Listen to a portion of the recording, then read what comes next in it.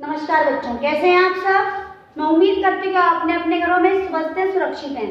देखिए बच्चों, हम जो हमारा हाफ ईयरली का कोर्स कर रहे थे वो हाफ ईयरली कोर्स हमारा हो चुका है और आपके हाफ ईयरली एग्जाम्स भी हो चुके हैं। मैं उम्मीद करती हूँ कि आपके हाफ ईयरली एग्जाम बहुत अच्छे हुए होंगे और आपने उसमें बहुत अच्छे मार्क्स भी गेन किए होंगे। अब हम कर रहे हैं हमारे नेक्स्ट एग्जाम की प्रिपरेशन। तो नेक्स्ट एग्जाम की प्रिपरेशन के लिए हम स्टार्ट करते हैं आज से हमारा चैप्टर अष्टम पाठ पादपा हितकारिणी। अष्टम पाठ का 8वां पाठ पादपय अर्थात पौधे, हितकारिणी यानी हमारे कितने हितकारक हैं, यानी पौधे जो होते हैं, पेड़ पौधे, वो हमारे कितने हितकारी होते हैं, हमारा भला करने वाले होते हैं। चलिए बच्चों इस चैप्टर को पढ़ते हैं। देखिए, वसुधा मातः पश्यतु एतत् आम्र वृक्षं स्वजनम दीशे अहम आरोप्यम।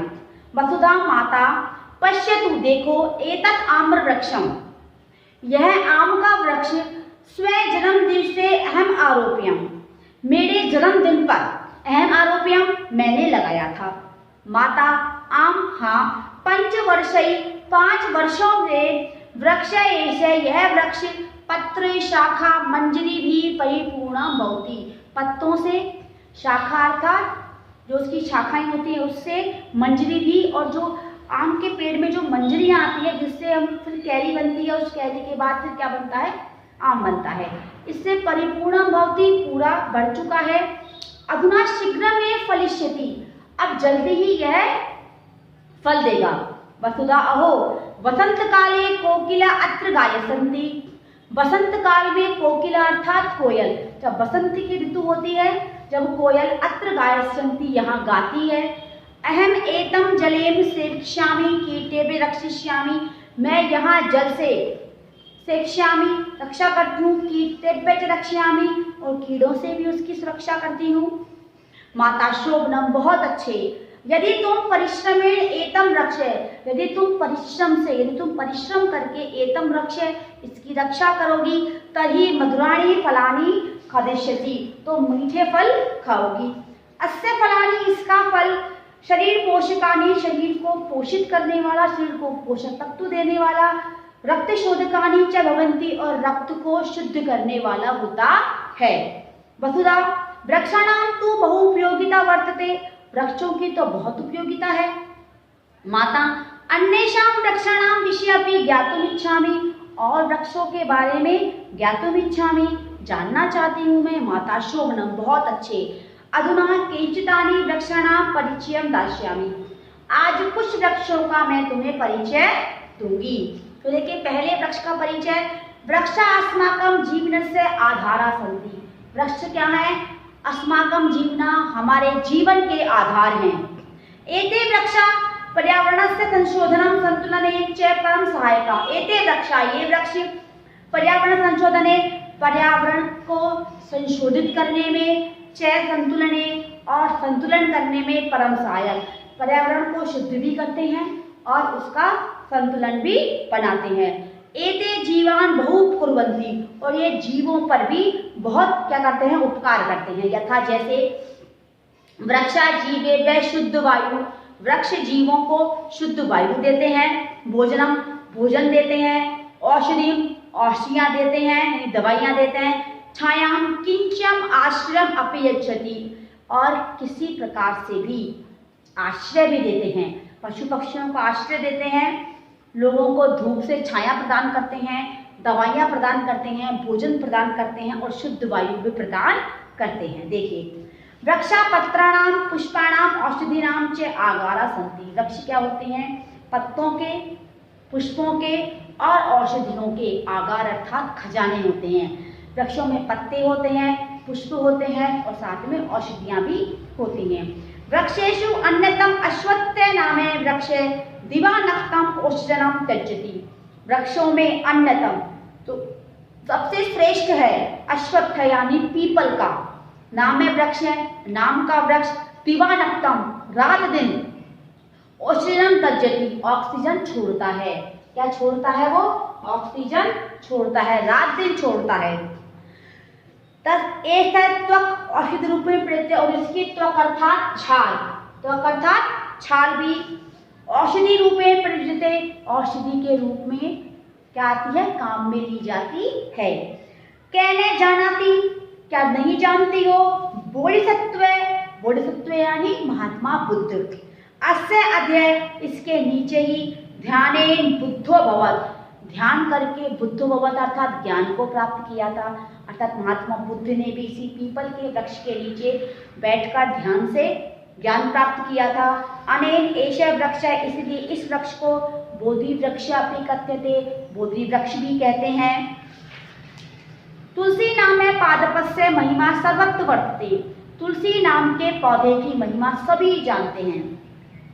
अस्माकं देशे, हमारे देश में तो प्रतिगृह, प्रत्येक घर में तुलसी पादपम आरोप्य, तुलसी का पौधा लगाया जाता है। अस्मिन् ज्वरनाशिका रक्षोधिका च क्षमता उपलब्धते, इसमें ज्वरनाशिका, बुखार का नाश करने की, रक्षोधिका और रक्त को शुद्ध करने की क्या होती है? क्षमता होती है। वैज्ञानिका वदन्ति, वैज्ञानिक कहते हैं, एषः तु, यह तो पर्यावरणस्य मलिनमपि निवारति, पर्यावरण की मलिनता अर्थात गंदगी को भी दूर करता है। पर्यावरण में जो मलिनता आ जाती है प्रदूषण से, उसको भी दूर करता है। वर्तमाने ताजमहल भवनस्य सौंदर्यस्य संरक्षणां तं परितः सहस्रक्ष तुलसी पादपा आरोप्यन्ते, वर्तमान में ताजमहल भवन की सौंदर्य की रक्षा के लिए, संरक्षणाएं रक्षा के लिए, ते परितः, इसके चारों तरफ सहस्त्र तुलसी पादपा, हजारों तुलसी के पौधे आरोप्यन्ते लगाए गए हैं। ये हानिकार अनिलमान, ये हानिकारक अनिलान यानी जो हवा होती है, प्रभावम न्यूनम भवेत्, उसके प्रभाव को दूर करते हैं। हानिकारक मलिनम अर्थात हवा को, जो हानिकारक हवा होती है उसके प्रभाव को दूर करते हैं, कम करते हैं, न्यूनम भवेत् कम करते हैं। एतत्तु प्रमाणम सिद्धम अस्ति, यह तो प्रमाण है, यह तो प्रमाणित हो चुका है। यह वृक्ष है 12 मासम पर्यंतम फलानि प्रदाय, यह वृक्ष 12 महीनों के बाद फल देता है। सोस्ति कदली वृक्ष है, इसलिए कौन सा वृक्ष है? केले का पेड़। अस्य फलानि पक्वानि अपक्वानि व जना खडंती, इसके फल को पक्वानि पका हुआ भी, अपक्वानि अथवा कच्चा भी, जना खडंती लोग खाते हैं। एतानि ग्लूकोज युक्तानि, यह ग्लूकोज से युक्त होता है। दृढ़तम शक्ति पुष्टिदायकानि, जो जल्दी शक्ति देने वाला होता है। केले खाने के बाद एकदम से एनर्जी आती है, क्योंकि इसमें ग्लूकोज होता है, कार्बोहाइड्रेट होता है, बहुत ज़्यादा होता है। तो खाते ही क्या आती है इंसान के अंदर, व्यक्ति के अंदर शक्ति आ जाती है। अस्य अपक्वै फलै विविधा भोज्य पदार्थापि क्रियन्ते, और इसके अपक्व यानी कच्चे फल से भी विभिन्न प्रकार के भोज्य पदार्थ भी बनते हैं। बिल्व वृक्ष है, बेलपत्र का पेड़, तो चिकित्सा शास्त्र अति उपयोगी अस्ति, तो चिकित्सा शास्त्र में बहुत उपयोगी है। अस्य बीज पत्र फलानी उदर रोगम, इसके बीज और पत्र, पत्ते और जो फल है, इसके बीज भी, पत्ते भी और फल भी, उदर रोग पेट के रोग के लिए, मधुमेह रोग और जो हमारा मधुमेह रोग होता है अर्थात डायबिटीज के लिए दूरी कर्तुम शक्नुवन्ति, दूर करने में सक्षम है। आम्लकम वृक्षम, आम्ले का वृक्ष, तो अमृत वृक्ष है, तो अमृत का वृक्ष ही है, एव यानी है, यतो ही क्योंकि, अस्य फल सेवलेन, इसके फल के सेवन से यानी आंवले के सेवन से आयु नेत्र जोशी वर्तते, आयु बढ़ती है और नेत्रों की ज्योति बढ़ती है। एतस्मात् विटामिन सी प्रचुरतया प्राप्यते, इसमें विटामिन सी प्रचुर मात्रा में प्राप्त होता है। अस्य फलानि खादित्वा, इन फलों को खा करके वयम स्वस्था भवाम, हम स्वस्थ होते हैं, यानी जो हमारे पेड़ हैं वो हमारे लिए क्या है? हितकारी हैं। इसलिए उत्तम च कहा गया है, वृक्षा मित्राणि च अस्माकं है, वृक्ष हमारे क्या है? मित्र हैं। 10 पुत्र समो ध्रुवः, एक जो ध्रुव होता है वो 10 पुत्रों के समान होता है, यानी एक आप वृक्ष की सेवा कर लीजिए, आप वृक्ष को उगा लीजिए, या फिर आप 10 पुत्रों को का पालन कर लीजिए, क्या होता है? समय यानी समान होता है, एक बराबर बात होती है। जितना फल आपको एक वृक्ष को पालन पोषण में लगता है, उतना ही फल आपको उससे मिलता है।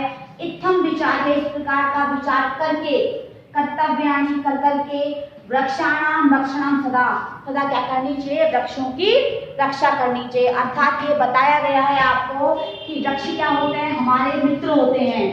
जितना 10 पुत्रों से इंसान को क्या मिलता है? फल मिलता है, उनका पालन पोषण करने से उतना फल किससे मिलता है, एक वृक्ष की सेवा करने से, उससे भी ज़्यादा फल मिलता है उल्टा एक वृक्ष की सेवा करने से।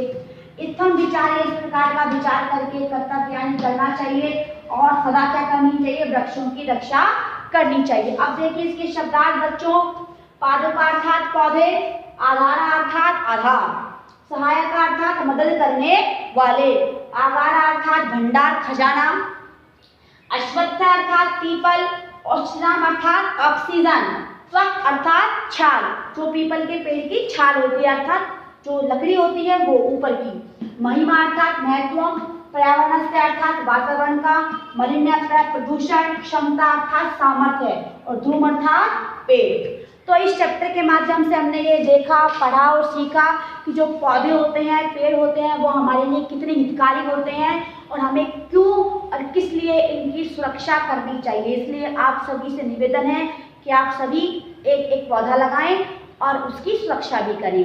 आज की क्लास में इतना ही। Thank you and have a nice day बच्चों।